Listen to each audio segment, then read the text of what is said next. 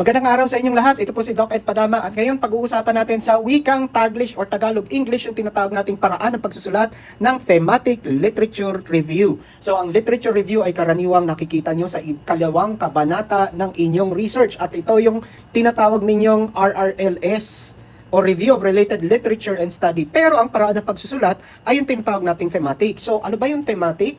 Ano yung mga bahagi nitong tinatawag nating thematic approach sa pagsusulat ng literature review? Bago natin ituloy ang ating pag-uusap, hinihingi ko ulit ang inyong tulong sa aking YouTube channel na Doc Ed Padama sa pamamagitan ng pag-click ng subscribe button at ng notification bell para ma-alert kayo kung meron tayong bagong video kagaya nito.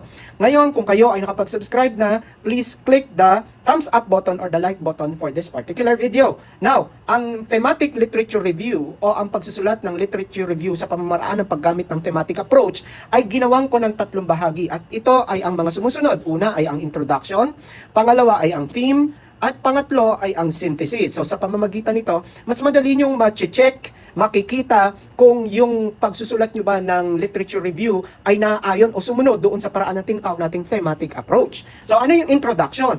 Ito din ay karaniwang tinatawag na introductory statement.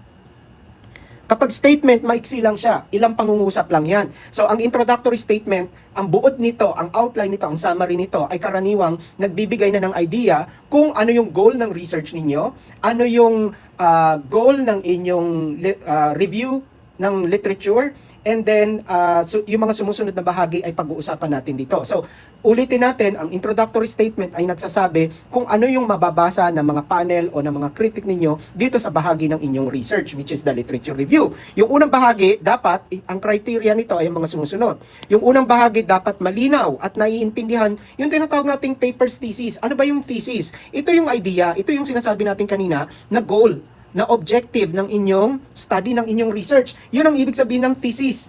Ano ba ang direksyon ng inyong research? So briefly, sabihin ninyo ang direction ng research ninyo. Ito ay karaniwang makikita doon sa inyong research title.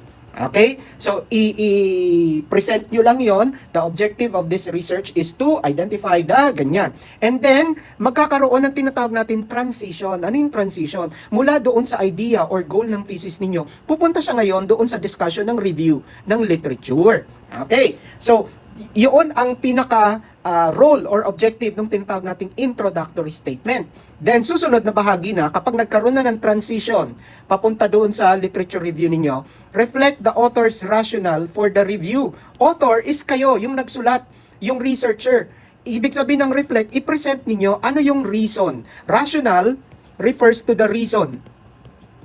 Anong reason? Bakit kayo nagko-conduct nitong review? Ano ang pwedeng posible na rason sa pagko-conduct o sa pagsusulat ng literature review? Number one, pwedeng to support your argument na talagang meron ngang problema. So, nagko-conduct kayo, gumagawa kayo ng literature review to support your claim that there is an issue to be investigated. Okay? Isa yon. Pangalawa, yung literature review ninyo, nagko-conduct kayo niyan, ang reason niyan ay pwedeng ipakita ninyo na meron ngang tinatawag na research gap.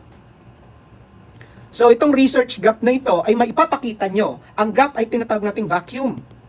Maipapakita nyo yung research gap. Ibig sabihin, may vacuum sa kaalaman, sa knowledge, in terms of yung sa mga ginawang research. Ibig sabihin, wala pang nagagawang research. Yun yung tinatawag nating research gap. It's a vacuum. So, mapapakita nyo ito sa pagbibigay ng iba't ibang references dito sa literature review na ginagawa ninyo. So, ito yung ilang mga bagay na pwede nyong gamitin na rational o reason sa pagkukonduct ninyo ng review. Pwede din itong maging basihan, maging evidence na talagang merong pangangailangan na i-conduct yung research ninyo. So, meron tayong ibinigay na tatlong dahilan na pwede nyong gamitin dito sa rational, sa reason kung bakit kayo nag-conduct ng review. Susunod, ulitin ko ha, ito ay maiksi lang na pagpapaliwanag. So, pwede kayong pumili ng ilan lang doon. Pwedeng isa o dalawa para hindi siya masyadong mahaba. Next is to clarify how the data is organized. So, dito ipapakita ninyo yung pagkakasunod-sunod sa maayos na paraan ng pag-uusapan ninyo. Mamaya, i-discuss natin yan doon sa ikalawang bahagi. Paano ba ino-organize itong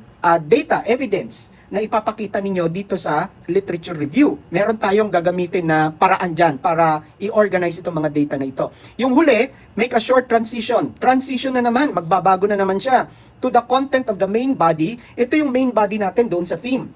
That leads to your given research topic. Yung research topic, ito na yung specific. Ano ang gusto ninyong gawin na research? So mula doon sa main body ninyo, magbibigay kayo ng discussion lang ito, discussion, narration, pag-uusap, pero i-organize ninyo, iaayos ninyo sa paraan na ang susundin ninyo, ilalagay na natin dito, ang susundin yung paraan ng pagsusulat ay yung tinatawag nating deductive method. So paulit-ulit nating sinasabi ito. Deductive method ay yung paraan ng pagsusulat from general to specific. Pero ang deductive method is only applicable to quantitative research. Quantitative. So kung kayo ay nagsusulat ng qualitative research, ang gagamitin yung paraan is inductive method, yung kabaliktaran naman niya. But for this particular discussion, deductive method is represented by an inverted pyramid. Bakit inverted pyramid? Mula doon sa malaki, sa taas, general, ang discussion ninyo, papunta dito sa baba, specific kasi mas maliit na yung point niya.